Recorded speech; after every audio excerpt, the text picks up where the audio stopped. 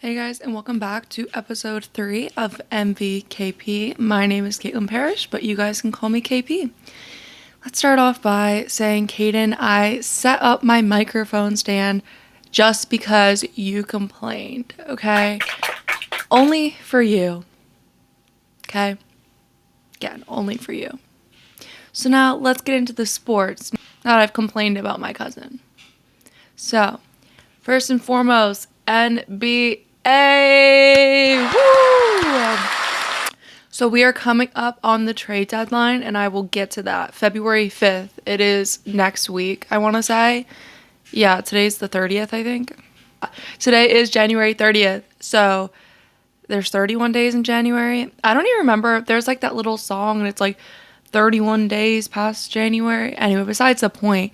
I don't know that, but I'm pretty sure there's 31 days in January. So yeah, we have 6 days to the last day of the trade deadline. So this is where things are going to start getting a little juicy around here. But before I get into the NBA trade deadline, I want to talk about the rookie battle that occurred. We are talking about Cooper Flagg versus his former Duke teammate, Con. So the Mavericks played against the Hornets. I think it was last night, maybe 2 nights ago, but regardless, it was 123 to 121, and the Hornets ended up winning.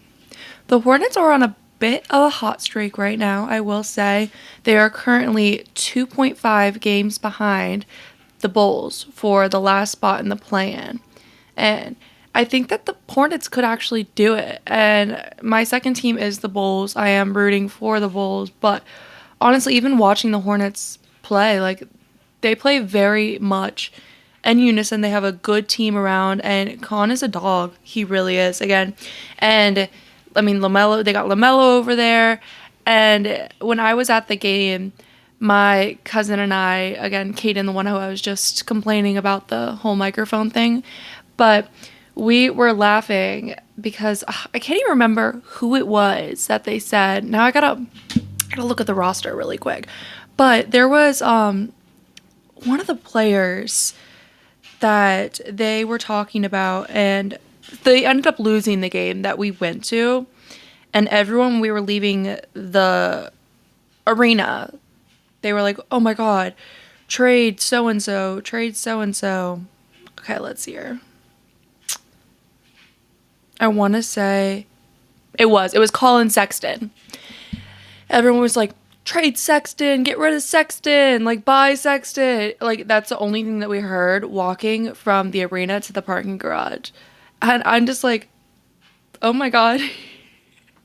It was funny. It really was. Like, I mean, the players can't obviously hear it, but at least, the fans did some respect to be very vocal about it when they left the arena. So, there's that. But anyway, back to Cooper Flagg versus Con. So again, 123, 121. It was 121, 121.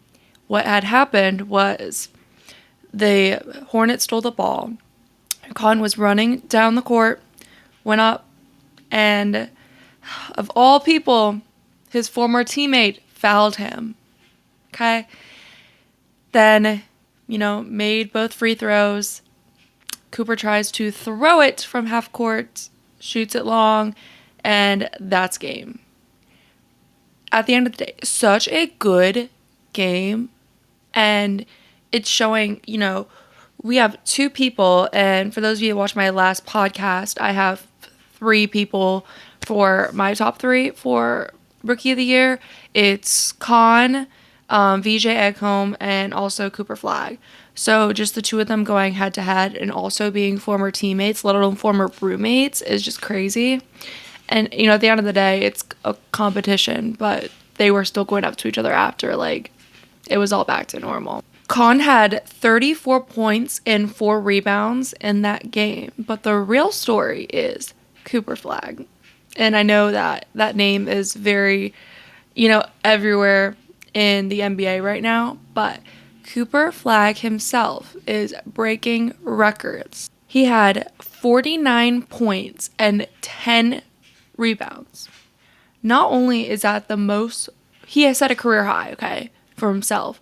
But that is the most points scored by someone like a teenager in the NBA.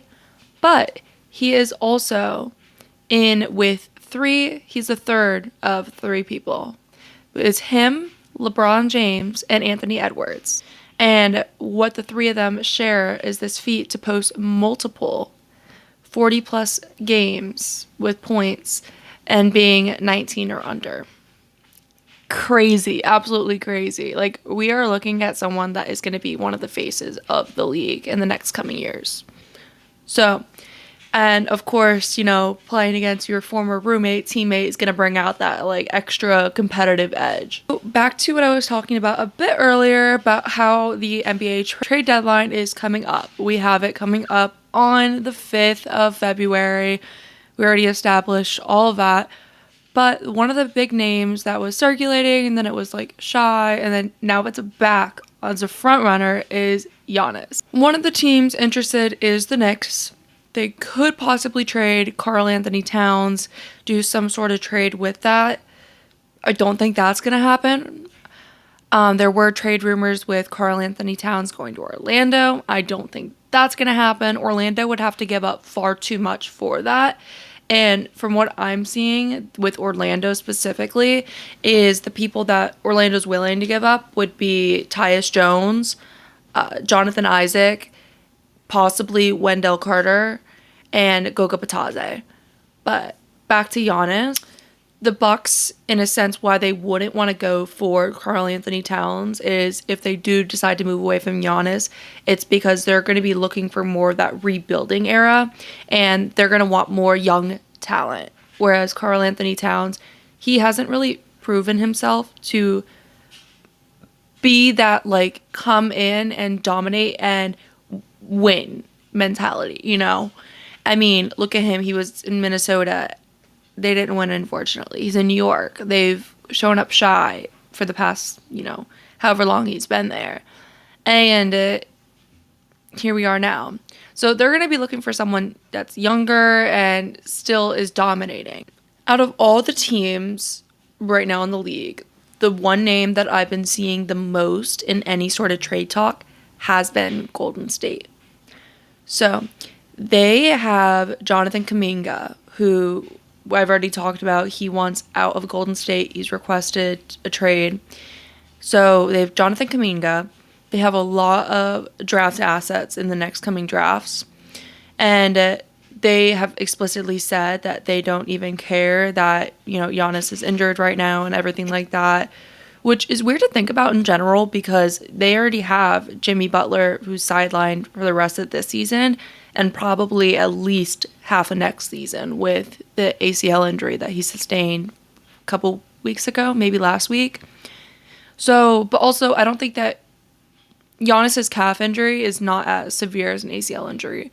He will be back, sooner rather than later. People are also saying too that with trades like this, like with Giannis, and I could also see this being the case with Ja Morant, it's almost better for these big names and for the teams itself to wait until the summer and see where other teams they're going to be where they actually get seated in the draft and use those lottery picks in the draft to then, make trades that way. Because, hey, if you have the second pick in the draft, I'll give you Ja Morant, like that type of thing. Might as well leverage that way instead of just with players. But also, if you're in that realm for that playoff push and, you can make that immediate impact now, then that's where the story could be different. And that's when I think with like the Knicks or, Golden State, that is where it could be more now rather than later. Some more trade rumors. DeAndre Hunter. They got him. He's on the Cavaliers right now. Last year was on this poor man. He was fully on Atlanta last season. Now he's on the Cavaliers and now he's in trade rumors again. And I guess that all comes down with the job, but the Lakers are one of the teams that is reportedly interested in him. The Lakers, a couple of the names that they are looking to give up are Dalton Knecht and Rui Hachimura. And fun fact about Dalton Knecht is he is actually dating Liv Walker from Love Island, which not relevant, but I just thought that was crazy because she's fully from Australia. But she's awesome. I loved her on season 6 of Love Island. Another trade, Gershon Yabusele. I watched him last season in Philly. He was, he's actually a hooper. So, and then he is now on the Knicks. They have been talking to the Pelicans about Jose Alvarado. And then they've also been talking to the Kings about Keon Ellis. But Keon Ellis is also being talked to by the Cavs about DeAndre Hunter. So you could see why these trade talks are all confusing, because one person is like a possible trade, but for 16 different teams. And then it gets even better because one team could also be involved in like a 3-way trade. So like you get this person, but then I want this person to go here, and then this person gets me, like, so it's like so many moving pieces. But we will all find out sooner rather than later. The Bulls. The Bulls, like I said, the Hornets are now 2.5 games behind them for that last seat. The Bulls have the talent. If you've ever watched them, at the beginning of the season, I want to say they were like 6-0. I was flabbergasted, genuinely. I was like, is this the Bulls' year? Are they going to, keep progressing, keep going? Like, okay, Chicago, like, here we go. Yeah, then it happened. Then the Chicago-ness happened. But regardless of that, the Bulls have the pieces, they have the talent, they have the youth. I mean, besides Nikola Vucevic, but they have the youth. So it just goes into what are they missing to not, progressively keep getting that play-in spot. They have a couple of names to which they could be willing to trade, and a lot of it has to do with contracts expiring. One of them is Kobe White. For me, I would love to see Kobe White in Orlando jersey. I've been saying this for the past 2 seasons. Again, I've only had this podcast now. This is the 3rd episode, but my family and friends can attest that I've been saying this. I think that Kobe White would fit in so well with Orlando's culture. Do I think that Chicago wants Tyus Jones? No. Do I want my second team in the NBA to have Tyus Jones? No. So, yeah, no. But it also made me happy that when we traded Nikola Vucevic from Orlando, that he did go to Chicago. And they all call him Vucci Mane up there. I love it. Like, I absolutely love it. And Vucci Mane, Nikola Vucevic, is another one of those names that people are talking about with the trade talks. Josh Giddey is another one of those names. I don't think that they're going to let Josh Giddey go at all. Ayo Dosunmu is another one. Kevin Huerter, Trey Jones, Jalen Smith. I just listed 6 names. Some of them have contracts expiring soon. And it's just like, okay, you have all these names, but at the end of the day, letting go of who is going to maximize your contract the most. I wouldn't mind saying Ayo Dosunmu in Orlando as well, but I'm not biased at all. Not at all. Another big conversation is Luka Doncic falling off of the court the other night. I don't even know what game it was, but the court was elevated and it was like this high off the ground from the photo that I saw, and he fell, and people are like, oh, why didn't he just notice? Like, there were so many different comments that I was seeing, but I don't think people understand that when you're in the game mindset, even if you know that the court is elevated, right? You're in the game, you're like, okay, you're moving back. You're not going to be looking down at me like, okay, I am 3 centimeters away from the edge of the court, right? You're in that game flow, like, he's just moving back. Okay, like, that's not on the top of his priority. Like, how far away am I from the edge of the court? And that has to hurt. He fully fell off the court and twisted his ankle.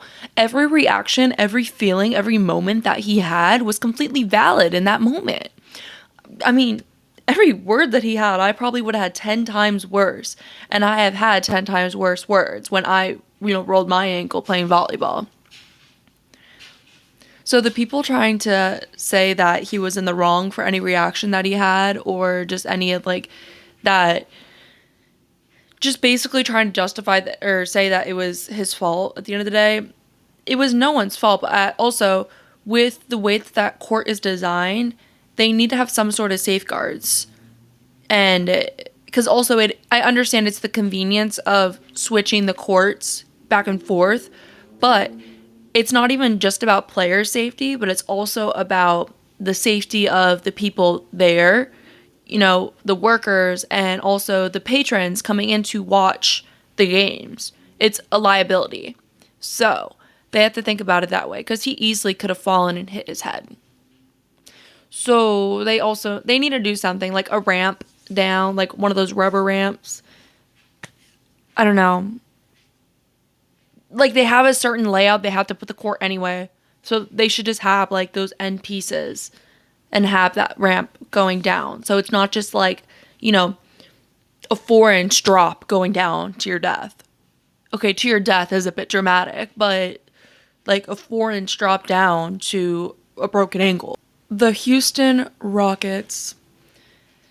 I had a lot of high expectations for the Rockets going into this season. Starting with Kevin Durant being on their team. And I know KD's getting old, but like still, he's a sharpshooter.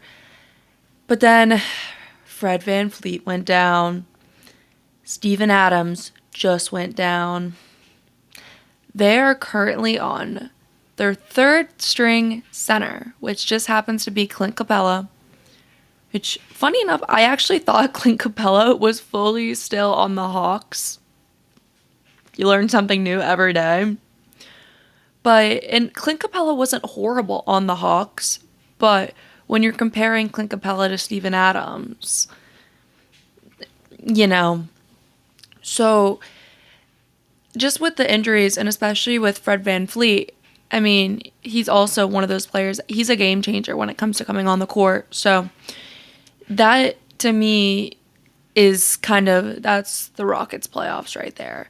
But considering the teams in the West that they're having to go against, look at San Antonio and look at OKC.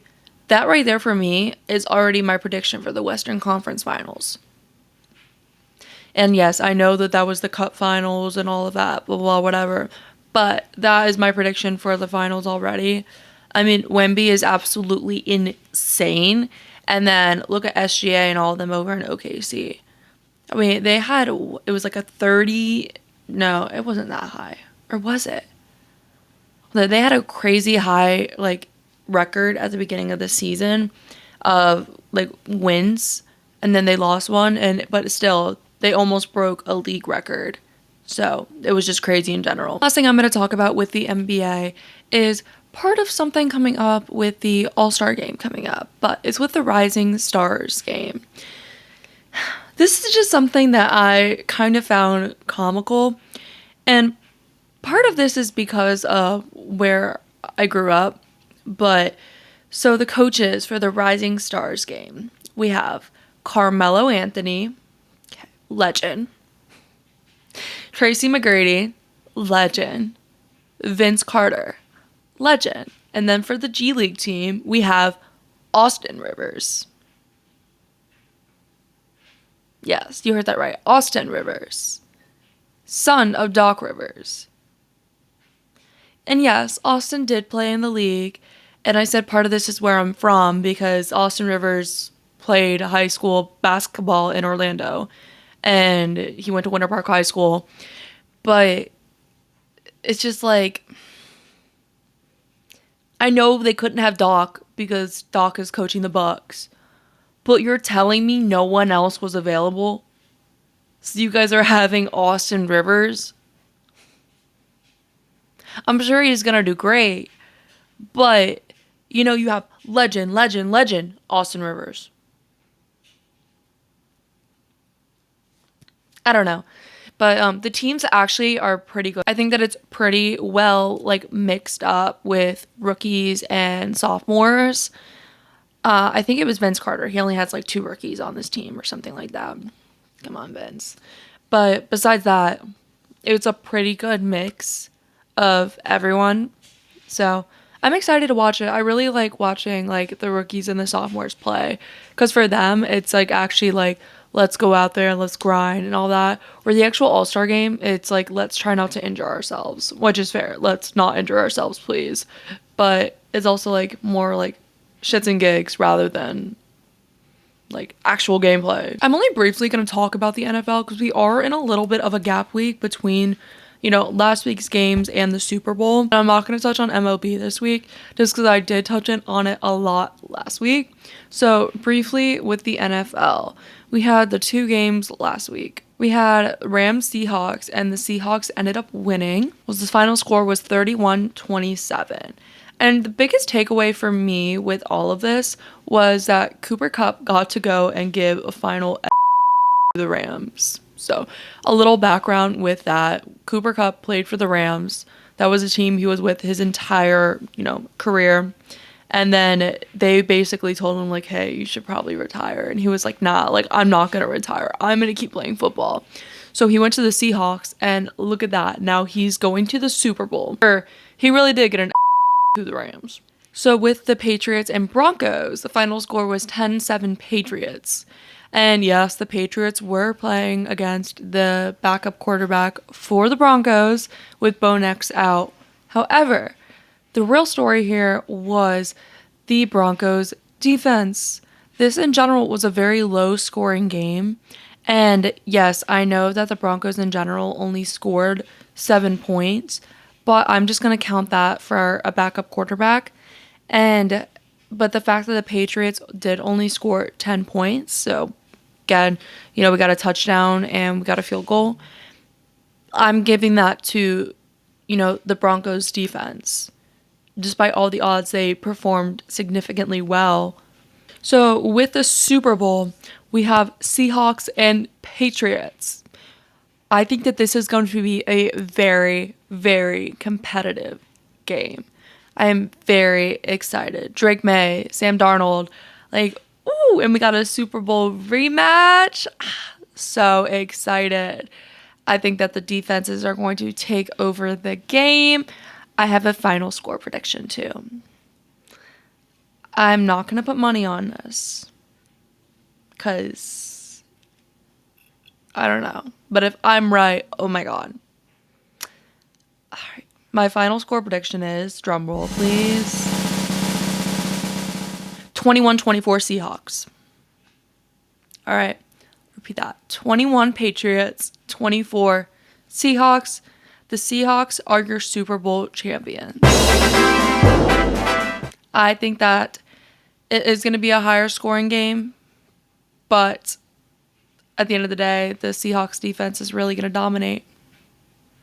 I do. And yes, I know that when the Patriots did win in the original, you know, Super Bowl, that it was 2 completely different teams. I mean, the last one literally had Tom Brady and Gronk on it. But this is motivation for both teams to be like, okay, let's defend our honor, or let's get redemption for what should have been ours. So, a couple more things. People have been talking about the NFL script. I put that in air quotes. The script. So, I don't know how to feel about this. Because as a sports lover, I like to not think that there is a script, okay? Especially when it comes to like football, basketball, baseball. And I heavily like to ignore the fact of a script because if the Dodgers win for a 3rd year in a row, I'm not going to know what to do with myself. Like, I genuinely don't. But there is a picture from the NFL Instagram account, and it shows the final 2 teams.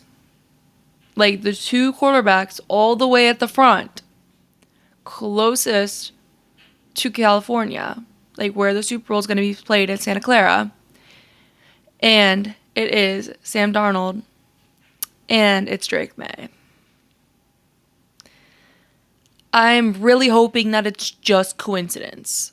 But also, I don't think that it's a script. I really don't. And I think that it just happens to be a coincidence. Because you know how much would have to go into it to be a script, like, it genuinely would have to be so much to go into it. So I'm going to choose to deny it. For my own mental health, we're going to deny it. Also, the last thing I'm going to talk about in today's video is Josh Allen. There's videos circulating of him in a boot and crutches. Apparently, he's been injured since around week 11 and he's been playing through it. People have been saying, of course he's on a boot and crutches, he just lost, he needed some sort of like injury to justify the fact that he lost.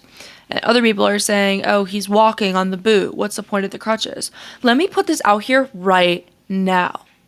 You are on a boot to alleviate the pressure on your foot, okay? This is coming from someone who had a boot and crutches. Okay. You use the boot. Some people cannot put full pressure on it, okay? And that's what the crutches are for.